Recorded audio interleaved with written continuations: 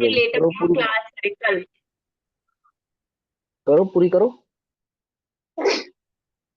निर्ग्रंथता की राह पर बढ़ते रहे हम उम्र भर, संयम की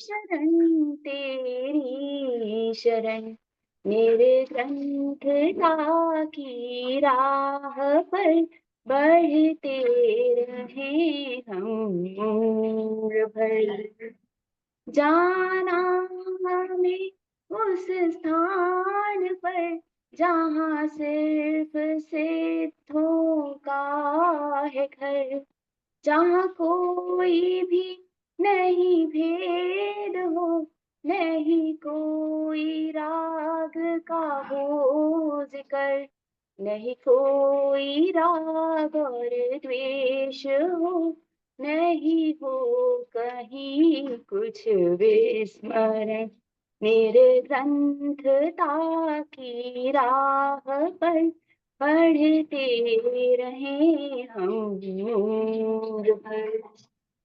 ओम नमः सत्याय।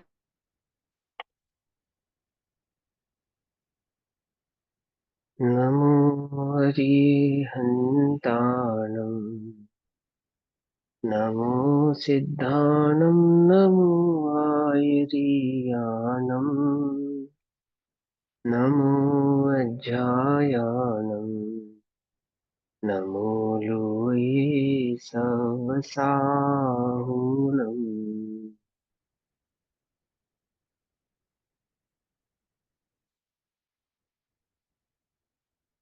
नमः समे साराय स्वानुभूत्या च कासते चित्स्वभावाय भावाय सर्वभावान्तरच्छिते।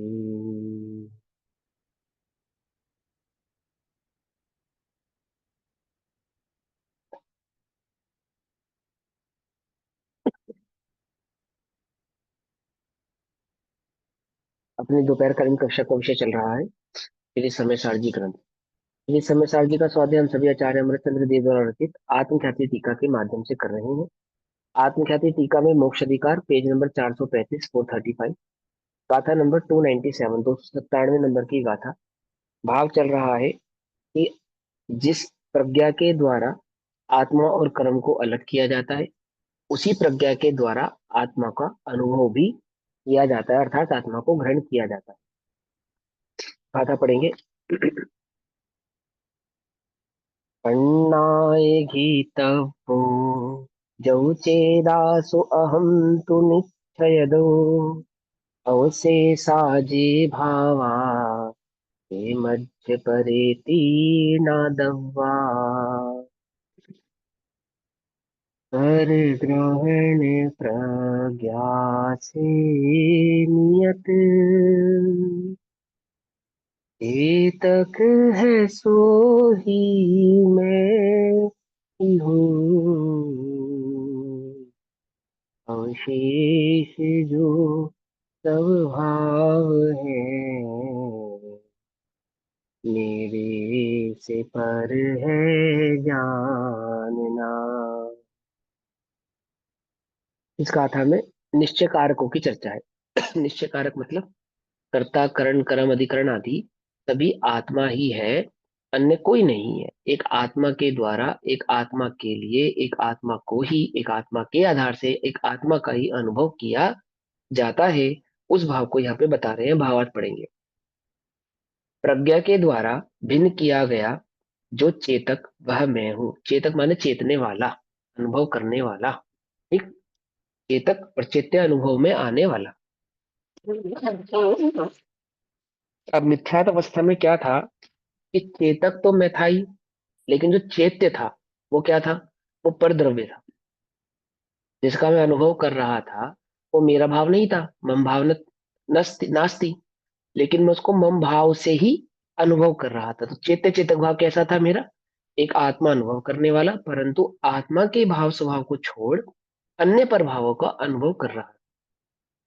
अब प्रज्ञा के द्वारा क्या किया मैंने, प्रज्ञा के द्वारा मम भाव यानी कि निज को पर से अलग किया, अलग जाना। मात्र अलग जाना ही नहीं, अलग जानकर अपने को निज रूप अनुभव किया और उसको पर किया, यानी कि उसके ऊपर से अपनी दृष्टि को हटाई। ठीक। अब जो चेते चेतक भाव था मेरा, जो पर के साथ था, वो किसके साथ हो गया, अपने साथ हो गया, है ना। वो जो चैत्यपना जो पर में था, वो मेरे में हो गया। चेतक यानी कि चेतने वाला तो दोनों ही समय में मैं ही था।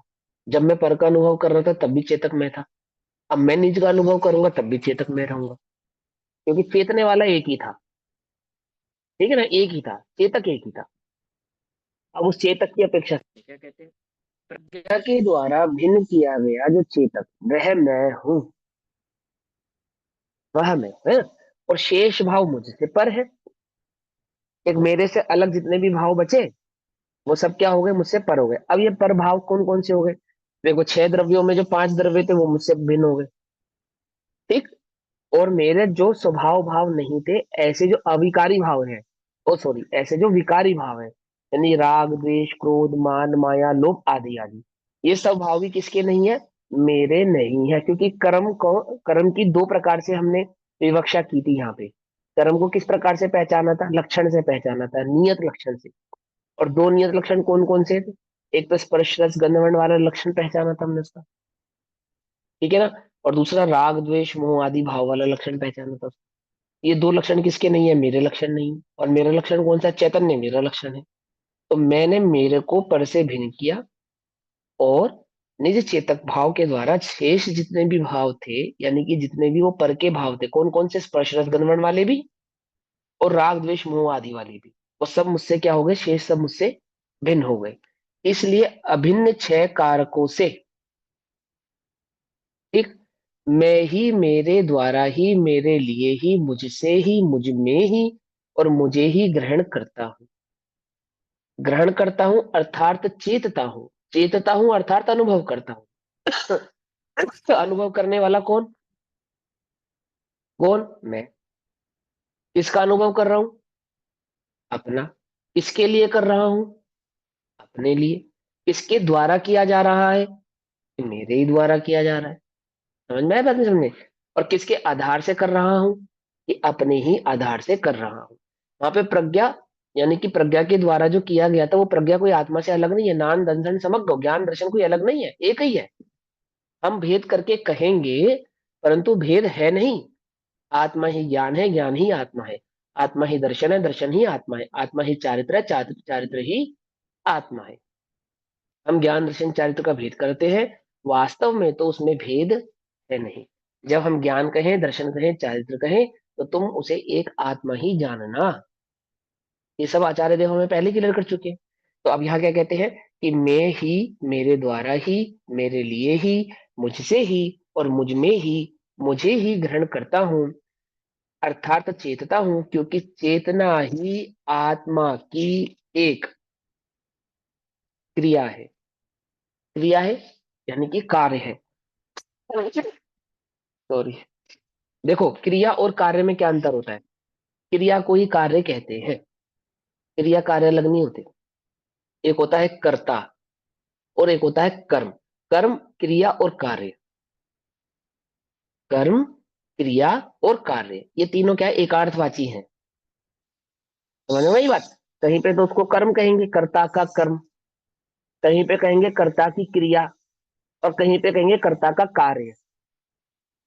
जैसे शक्कर का कार्य क्या है, क्या काम है शक्कर का, आपकी किचन में जो शक्कर रखे उसका क्या काम है, मीठा करना। मीठा। बस ये उसका काम है। क्या क्रिया, दूध में जाके क्या क्रिया करेगी शक्कर, मिठास क्रिया करेगी। तो कार्य भी उसका, क्रिया भी। और कर्म क्या है, शक्कर का कर्म क्या है, मीठा करना। पुरुषार्थ क्या है शक्कर का, पूरी मीठे करना। समझ में आई बात, समझ, पुरुषार्थ भी वही है। पुरुषार्थ जीव क्या पुरुषार्थ करे, जो जीव का कर्म है वही जीव का पुरुषार्थ है। जो जीव की क्रिया है वही जीव का पुरुषार्थ है। जो जीव का कार्य है वही जीव का पुरुषार्थ है। क्या कार्य है जीव का, क्या क्रिया है जीव की, क्या कर्म है जीव का,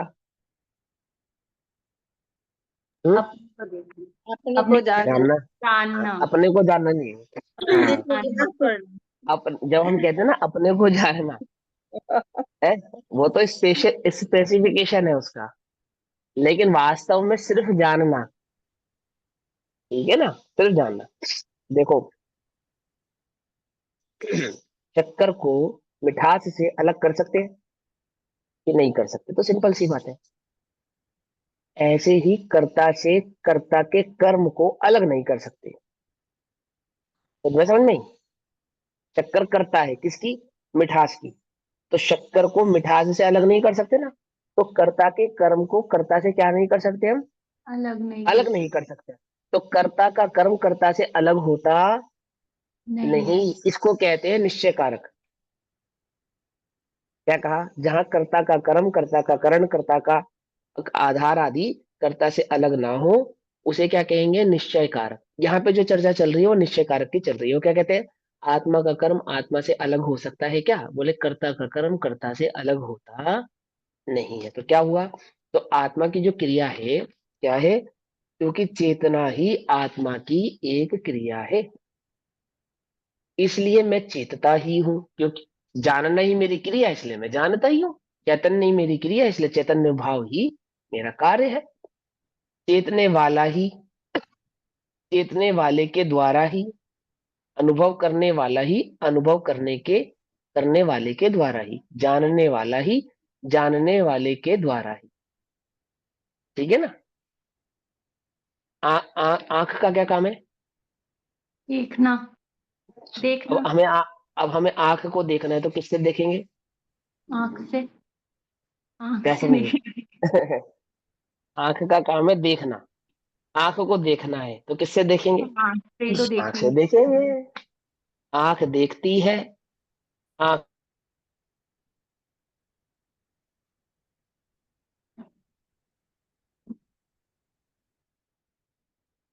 हैंग हो गया। है ना? तुम्हारी आंख में कभी कभी कुछ चला जाता है, कोई तुनका चला जाता है, कोई मच्छर चला जाता है, कुछ चला जाता है। भैया फिर उसको आवाज नहीं देख, ठीक आ फिर रही उसको कैसे निकालते हो? फिर देखते हो। अब तुम्हारी आंख नहीं आ आपकी। रही? आवाज ठीक हाँ, नहीं वो आ रही। आज थोड़ा सा मुझे नेटवर्क डाउन है। आज थोड़ा गड़बड़े नेटवर्क है ना। तो आप वीडियो ऑफ बिल्कुल भी कर नहीं आ लो। रही। बिल्कुल भी नहीं आ रही। मुझे नहीं, वीडियो नहीं, ऑफ थोड़ी करके कट समझ में कट नहीं के आता। आ रही है। हाँ, कोई बात नहीं। देखो सुनो। मुझे वीडियो ऑफ करके समझ में नहीं आता। देखो देखो, सुनो सुनो सुनो, 2 मिनट सुनो। अभी आंख में हमारे क्या चला गया? कुछ कुछ चीज चली गई। आंख में चली गई हमारे। अब हमें आंख में जो चीज चली गई है उसे देखने के लिए किसकी जरूरत है? आंख की जरूरत आंख की। है ना? और अब हमारे आसपास कोई नहीं है। तब आप कहोगे भैया हमारे पास 2 आंखें हैं, एक आंख से दूसरी आंख में देख लेते हैं। क्या देख लेते हैं एक आंख में दूसरी आंख में? नहीं। ध्यान से समझना कि आंख के द्वारा देखते हैं, आंख को देखते हैं। और किस में देख रहे हैं? आंख में देख रहे हैं। और किसके लिए देख रहे हैं? आंख के लिए देख रहे हैं। है ना? देख किसके लिए रहे हैं? आंखों के लिए देख रहे हैं। आंख में कुछ चला गया, उसके लिए देख रहे हैं। है ना? ऐसे क्या कहते हैं कि चेतने वाला ही, चेतने वाला कहो, देखने वाला कहो, जानने वाला कहो, अनुभव करने वाला कहो, है ना? देखना, जानना, अनुभव, इन तीनों की समग्रता का नाम है चैतन्य। चैतन्य का मतलब क्या हुआ? इसमें जानना, देखना, अनुभव आदि करना समस्त गुण समाहित है। उसको कहते हैं चेतना, चैत्य। ठीक है? चेतने वाला ही, चेतने वाले के द्वारा ही, और चेतने वाले के लिए ही, चेतने वाले से ही, और चेतने वाले में ही, और चेतने वाले को ही चेतता हूँ। समझ में? अथवा द्रव्य दृष्टि से तो, स्वभाव से तो मुझ में 6 कारकों के भेद भी नहीं है। आगे बात, अभेद कारक हो गए ना ये, निश्चय कारक हो गए। शक्कर के द्वारा, शक्कर मीठी है तो शक्कर किसको मीठा करती है? किसको जिसके मीठा करती है संपर्क में शक्कर? आएगी। इसमें भी डालने के। यही तो गड़बड़ है। नहीं, डाल। शक्कर खुद किसी को को मीठा मीठा नहीं करती। करती है। हाँ, शक्कर शक्कर खुद किसी को को मीठा मीठा नहीं करती। करती है। हाँ, वास्तव में ठीक है, शक्कर ठीक है, किसी को मीठा नहीं करती। ठीक है। स्वयं मिठास में रहती है बस। बस स्वयं मिठास में रहती है। शक्कर सबको मीठा करती है। रेत को मीठा कर सकती है शक्कर? बोलो। रेत को मीठा करेगी, मिट्टी को मीठा करेगी? नहीं कर नहीं, पाएगी, सॉरी सॉरी। है ना। डाइल्यूट होना पड़ेगा ना उसके लिए, उसको प्राप्त विकार्य आदि करना पड़ेगा ना। कर्ता का कर्म 3 प्रकार से, याद है? कर्ता का कर्म 3 प्रकार से, ग्रहण प्राप्त करना, विकार्य उत्पन्न आदि आदि, करना, है ग्रहण ना। करना, उत्पन्न वो करना। तो सब नहीं हो सकता, प्राप्य विक है ना। तो कैसे हो गया? तो क्या कहते हैं कि अथवा द्रव्य दृष्टि से तो मुझ में जो 6 कारकों के भेद भी नहीं है, मैं तो शुद्ध चैतन्य मात्र भाव हूं, एक चैतन्य मात्र भाव ज्ञायक। इस प्रकार प्रज्ञा के द्वारा आत्मा को ग्रहण करना चाहिए, अर्थात अपने को चेतियाता के स्वरूप में अनुभव करना चाहिए, अपने को एक चैतन्य के भाव में अनुभव करना चाहिए। चैतन्य चैतन्य चैतन्य। अब इसी अर्थ का कलश रूप काव्य कहते हैं, इसी भाव को आचार्य अमृत चंद्र देव कलश में कहते हैं, 182 नंबर का कलश। भीत्वा सर्वमपि स्वलक्षण बला भयतुम हि यच्छक्यते चिन्मुद्रांकित निर्भवा भाग महिमा क्रोधश्च देवस्यमहम् विद्वन्ते यदि कारकाणि यदि वा धर्मा गुणा वा यदि विद्वन्तां न भिदास्ति काचन विभौ भावै विशुद्धै चिति। क्या कहते हैं? सुंदर कलश है, ध्यान से समझेंगे। यत भेत्तुम ही शक्यते, शक्यते संभव करने वाला, करने में संभव समर्थ, शक्यते सर्वम अपि लक्षण बलात् भित्वा, जो कुछ भी भेदा जा सकता है, लक्षण बलात् भित्वा, जो कुछ भी भेदा जा सकता है उस सबको स्वलक्षण के बल से भेद कर। क्या कहा? जो कुछ भी भेदा जा सकता है, राग द्वेष मोह क्रोध मान माया लोभ द्रव्य कर्म भाव कर्म नो कर्म, ये संसार जो कुछ भी भेदा जा सकता है, कैसे भेदा जा सकता है? स्व लक्षण के बल से। स्व लक्षण का बल मतलब आत्मा का जो लक्षण है उसके उसके बल से, यानी ज्ञानोपयोग और दर्शनोपयोग के बल से, यानी कि चैतन्यता के बल से। समझो, चिति शक्ति है ना आत्मा में, उस चिति शक्ति के बल से, चैत्य शक्ति के बल से भेद कर। इन मुद्रा अंकित निर्विभाग महिमा शुद्ध चित एव अहम अस्मि, जिसकी जिसकी चिन्ह मुद्रा से, चैतन्य मुद्रा से, चिन्ह मुद्रा से मतलब चैतन्य मुद्रा से, चैतन्य अवस्था से, चैतन्य भाव से अंकित निर्विभाग महिमा है। आत्मा कैसा है? अभेद। आत्मा कैसा है? अभेद। तो कैसे कहा उसकी? निर्विभाग महिमा। निर्विभाग महिमा कैसी है? क्या मतलब है इसका? अभेद जिसकी महिमा है, जिसमें कोई भेद नहीं है। और लक्षण क्या है उसका? चैतन्य उसका लक्षण है, चिन्ह मात्र। तो क्या कहते हैं? जिसकी चिन्ह मुद्रा से अंकित। मुद्रा से अंकित का मतलब क्या होता है? जैसे आपके यहाँ गवर्नमेंट के यहाँ, तो क्या होता है उस पे? गवर्नमेंट की स्टैंप लगी होती है, सरकारी स्टैंप लगी होती है ना, मुद्रा कहते हैं उसको, स्टैंप लगी है। वो जो मुद्रा लगी है, स्टैंप लगी है, वो क्या लक्षण है? वो क्या बतलाती है कि ये जो पेपर है एक इंपॉर्टेंट पेपर है, गवर्नमेंट की तरफ से हमको प्राप्त हुआ है ना। और कुछ पेपर ऐसे होते हैं टॉप सीक्रेट की स्टैंप लगाते हैं, वीआईपी स्टैंप लगती है, ऐसे कई सारे प्रकार की स्टैंप लगती है, उसको कहते हैं मुद्रा।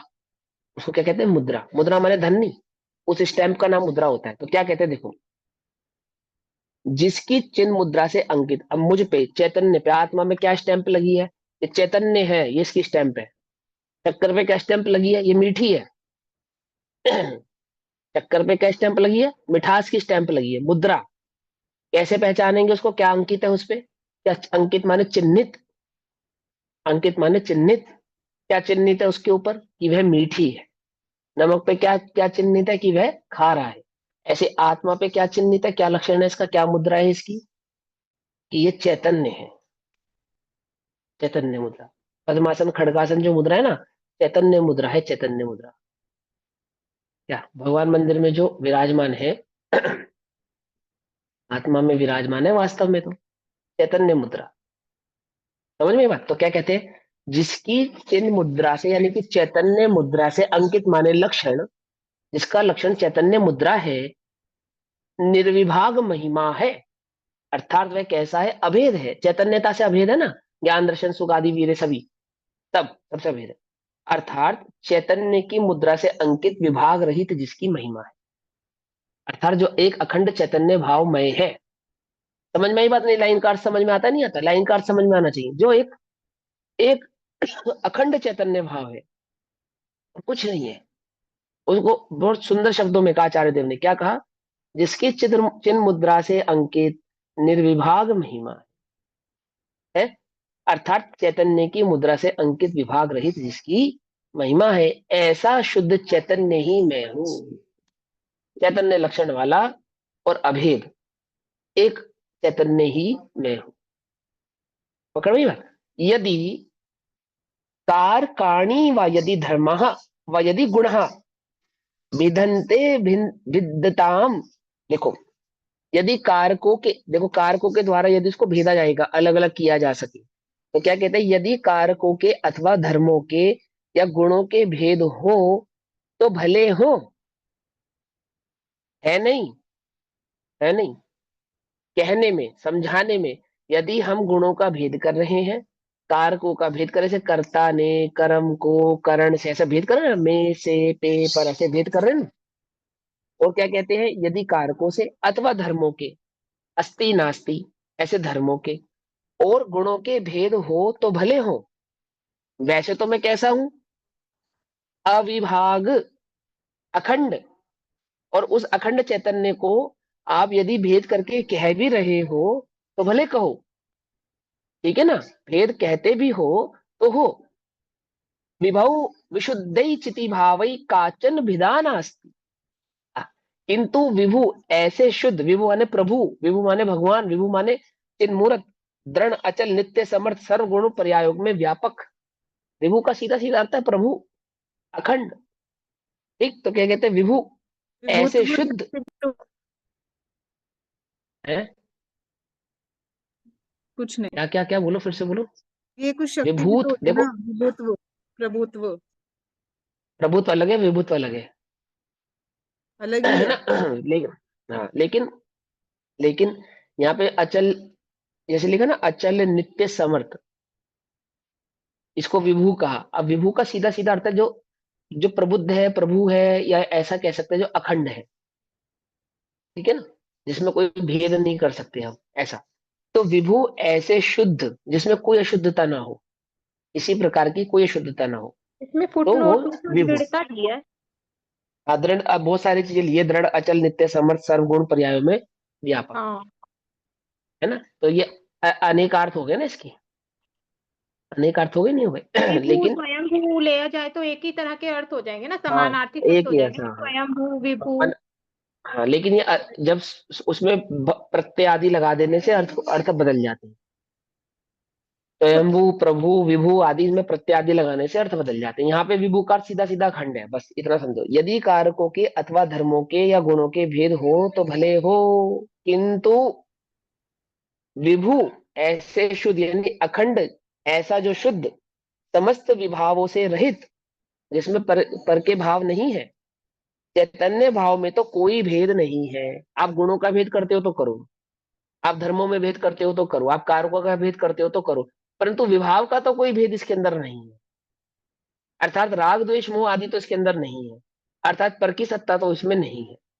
आप एक चैतन्य में ही ज्ञान दर्शन सुख वीर्य का भेद करते हो तो करते रहो, अस्ति नास्ति का भेद करते हो तो करते रहो, कर्म ने करण से आदि आदि से कहते हो तो कहते रहो, परंतु इस चैतन्य में पर का तो कोई भाव नहीं है, अर्थात चैतन्य भाव में तो कोई भेद नहीं है। इस प्रकार प्रज्ञा के द्वारा आत्मा को ग्रहण किया जाता है, एक अखंड चैतन्य ज्ञान भाव मात्र का ही अनुभव किया जाता है। जिनका स्वलक्षण चैतन्य नहीं है, ऐसे प्रभाव तो मुझसे भिन्न है। मैं मात्र शुद्ध चैतन्य ही हूँ। कर्ता कर्म करण संप्रदान अपादान और अधिकरण रूप कारक भेद सत्तत्व, असतत्व, नित्यत्व, अनित्यत्व, एकत्व, अनेकत्व आदि धर्म भेद और ज्ञान दर्शन आदि गुण भेद यदि कथनचित हो तो भले हो।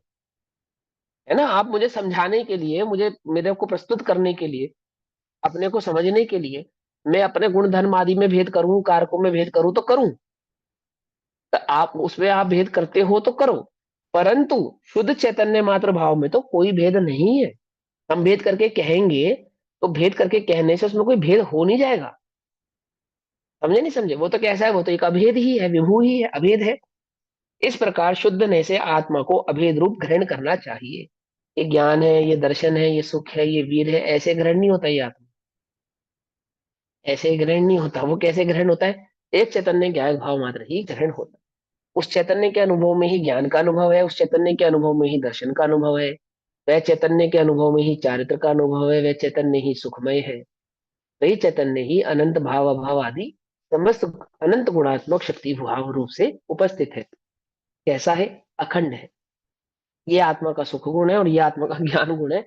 ऐसा आत्मा अनुभव में नहीं आता। कुछ बात समझ में, जानबूझ के अंकित की ये बात।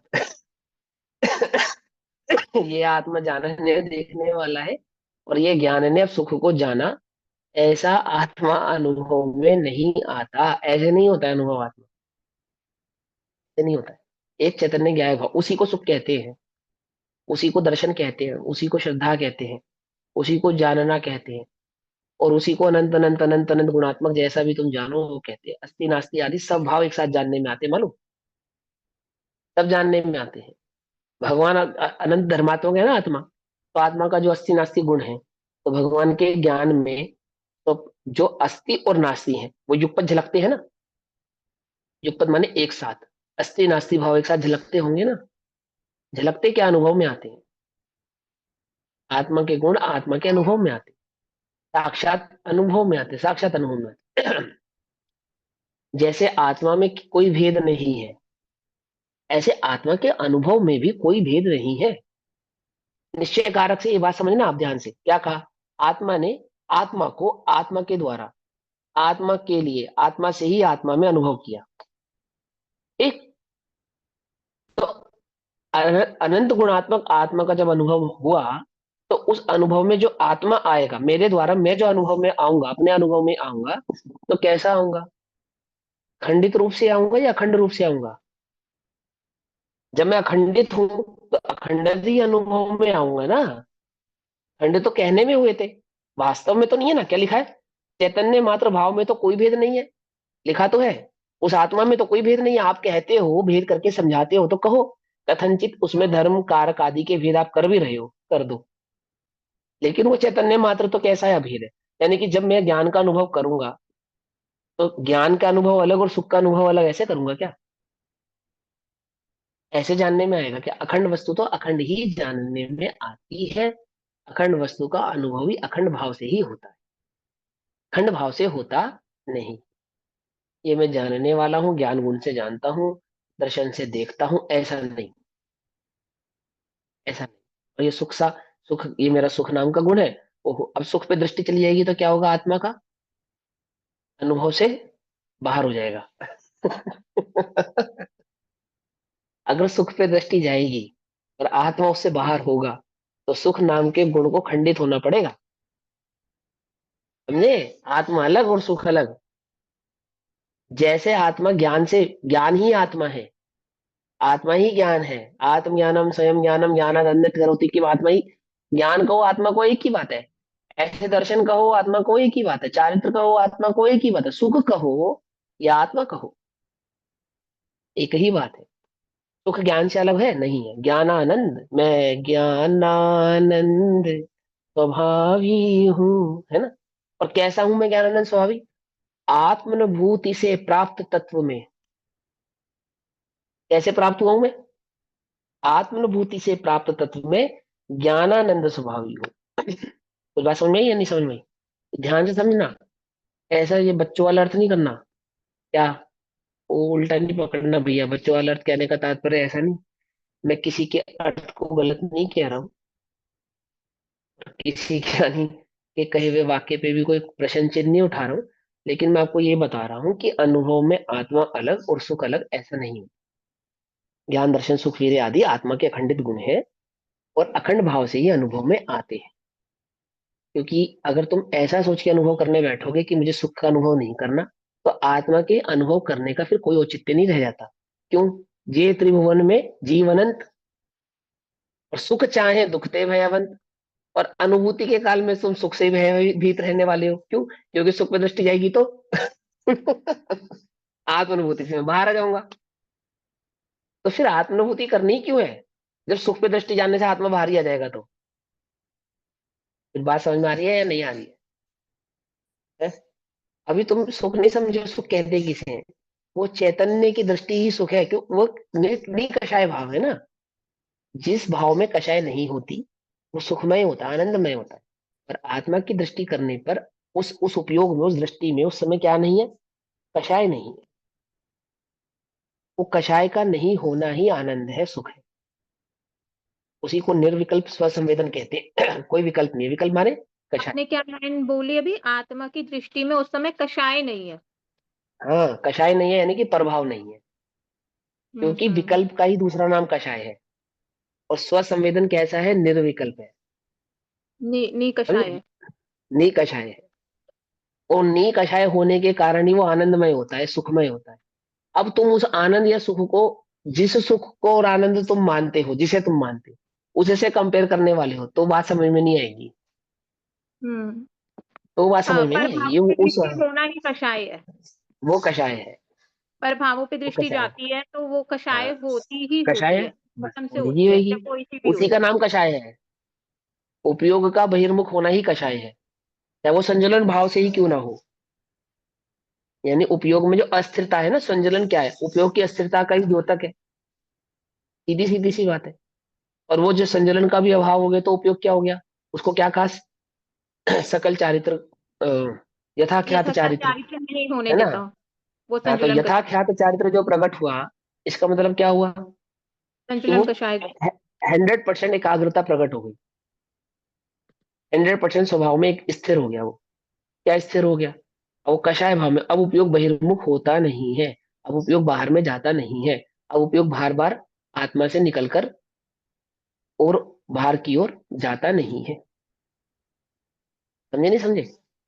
और उस उपयोग के हम्म। बहिर्मुख होने का नाम ही कषाय था, जिसको चार भावों में हमने समझा था। अनंतानुबंधी, प्रत्याख्यान, अप्रत्याख्यान और संजलन। चारों ही क्या है? उपयोग की बहिर्मुखता है। बस और कुछ नहीं है। ठीक, अभी देखो। सुख से घबराना नहीं, आत्मा का अनुभव करना, तो सुख का ही वेदन करना।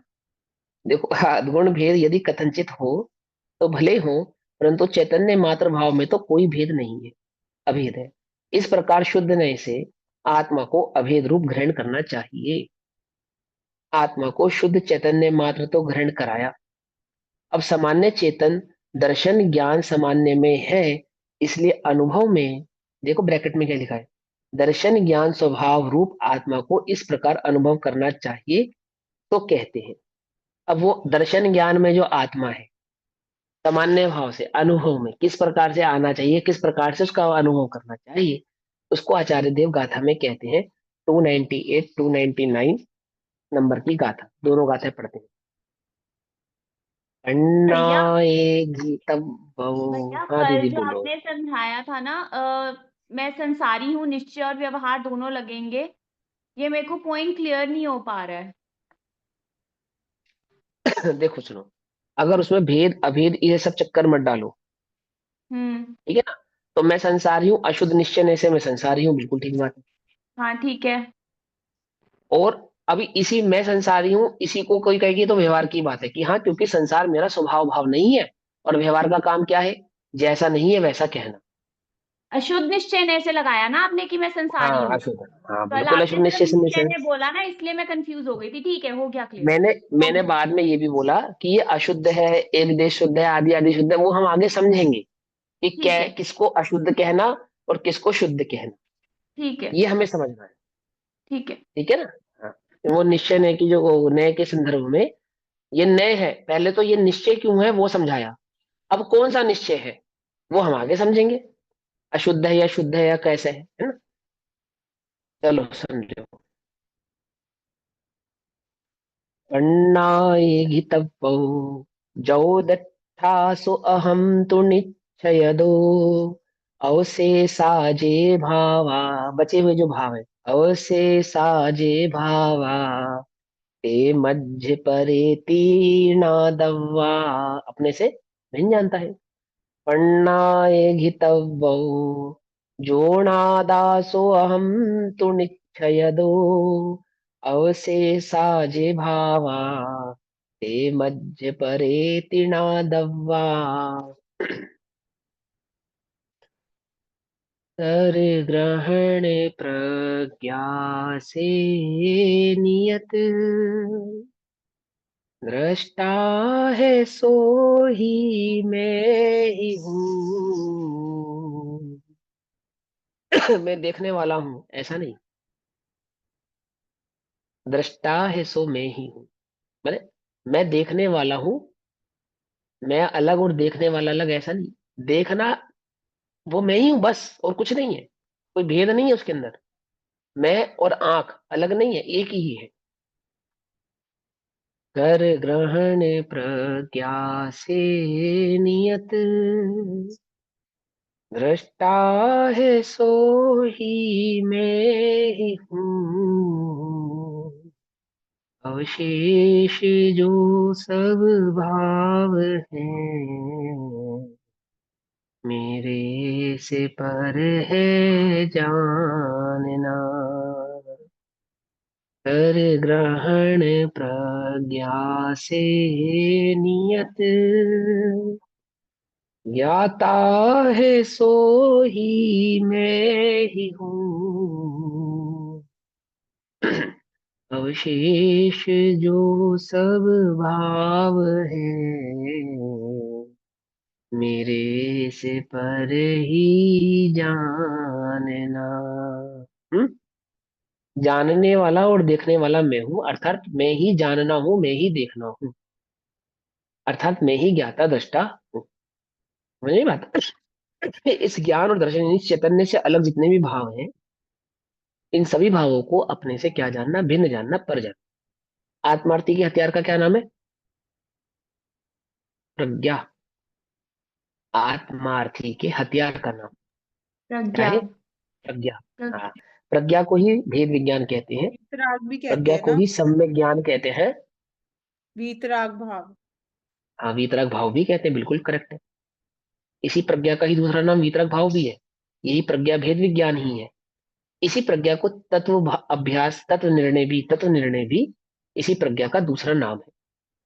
ठीक। तो आत्मार्थी का हथियार, आत्मार्थी को अपने हथियार से कभी छूटना नहीं चाहिए, हमेशा उसके पास रहना चाहिए, हमेशा अलर्ट। ठीक है, ड्यूटी है ये आपकी। अपने ही भाव की, अपने ही आत्मा की रक्षा के लिए आप तैनात हुए हैं। आपने कमर कसी ना आत्मानुभूति की संसार के अभाव के लिए, तो संसार से 8 कर्मों से जिसको लड़ना है, घात करना है ना, घात करना है ना, घातीय कर्मों का घात करना है। अरिहंताणम, जिसने अरि यानी कर्मों का, हंत, हंत यानी कि नाश कर दिया है, कौन है वे? अरिहंत, है ना। और उन्हीं के मार्ग पे हमें चलना है। ठीक है ना। तो अब तुमने कमर कसी है, तुमने ये अपने आप से प्रॉमिस किया है कि मुझे 8 कर्मों का क्या करना है? नाश करना। तो किस हथियार से करोगे? किस प्रज्ञा हथियार से। से करोगे प्रज्ञा जब? छैनी से। प्रज्ञा से। प्रज्ञा छैनी से। ये हमेशा शार्प रहनी चाहिए और अलर्ट रहनी चाहिए। बार बार छोड़ देते हो तुम इसको, कैसे करोगे नाश? तुम ही पिट कर आ जाओगे, बिना हथियार के जाओगे तो। नहीं समझ में? तुम्हारी पिटाई हो जाएगी, उल्टा काम हो जाएगा। हथियार के बिना नहीं जाना, 8 कर्मों से लड़ने जाना तो बिना हथियार के नहीं जाना। उनके पास तोप गोले हैं, अपना हथियार लिए बिना नहीं जाना। तो क्या कहते हैं सुनो। अभी तुम कहते हो ना कि भैया हमारी पिटाई हो गई, राग आया और हमारी पिटाई करके चला गया, द्वेष आया और हमारी पिटाई करके चला गया, है ना? ऐसे ही है ना, क्रोध क्योंकि मान हमारे माया पास लोभ प्रज्ञा आते हैं। छैनी नहीं है। हाँ, तुम्हारा हथियार कहाँ चला गया था बोलो? और तुम्हें रोज सिखा रहे हैं तुम्हारे को हथियार चलाना। क्यों नहीं यूज करते उसको, है ना? अरे तुम हथियार अपने हाथ में भी रखोगे ना, तो दूर से ही तुम्हें देखकर भाग जाएंगे क्या? ऐसा मैं नहीं कह रहा हूँ, आचार्य देव कहते हैं दूर से ही जो प्रभाव होते हैं वो आत्मार्थी को दूर से ही देखकर टल जाते हैं, चले जाते हैं, ये निकट ही नहीं आते, उसके पास ही नहीं आते, है ना? होता है ना, किसी से आप लड़ाई करने जाओ, उसके हाथ में हथियार देखो तो फिर क्या होता है? आपका आधा जोश तो ऐसे ही ठंडा पड़ जाता है।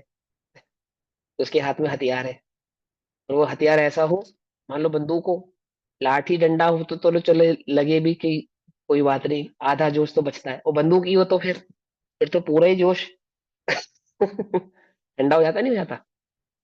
अमेरिका में है ना एक सिस्टम है, लोग हथियार रखते हैं वहाँ अपनी गाड़ियों में अपने पास, लाइसेंस की जरूरत नहीं है। हाँ जरा से झगड़ा हुआ नहीं, तुरंत हथियार निकाले। देखो लोक में जिसको आत्मा की खबर नहीं है वो भी हथियार रखता है अपनी रक्षा के लिए, आत्मरक्षा के लिए। आत्मा को पहचानता नहीं, लेकिन आत्मरक्षा के लिए रखता है। आत्मार्थी आत्मा को पहचानते हैं, जानते हैं, भली प्रकार से जानते हैं। उस आत्मा की रक्षा के लिए भी वे अपने पास एक हथियार रखते हैं। क्या नाम है उस हथियार का? प्रज्ञा। प्रज्ञा। जिनके पास हथियार होता है, हथियार, वो जरा सा लड़ाई का मौका बने तो सही, जरा सा, हल्का सा कोई टकरा जावे, कोई ऊंचा बोल जावे, उनके व्हीकल से किसी का व्हीकल टकरा जाए हल्का सा, तो सबसे पहले क्या निकालते हो? क्या निकालते हो? अपना यार हथियार पहले प्रज्ञा। निकाल देते हैं, यार हाँ पहले निकालते हैं, बाकी बात तो बाद में करते हैं, हथियार पहले निकालते हैं। आत्मार्थी को क्या करना चाहिए, है ना? समझना ध्यान से, उदाहरण है, आचार्य देवी कह रहे हैं उसको प्रज्ञा सैनी को सैनी है, हम तो उसको हथियार नाम दे रहे हैं, समझे ना? औजार है वे तो उनके लिए। तो कैसा है वो, अब क्या करना चाहिए तुम्हें सबसे पहले? जरा कोई बात हो, जरा सी भी, तो सबसे पहले अपने हथियार निकालो।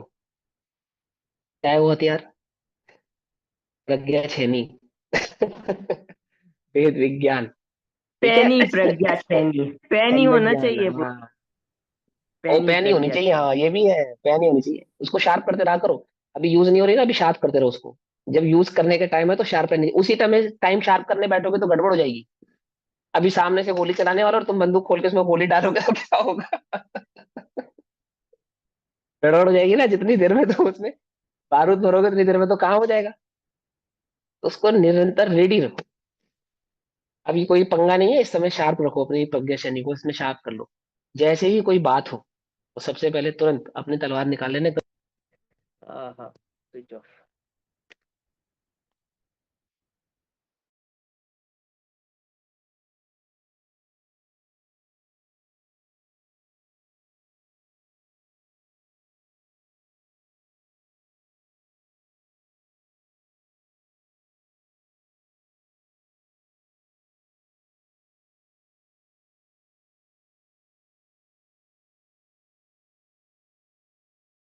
इसका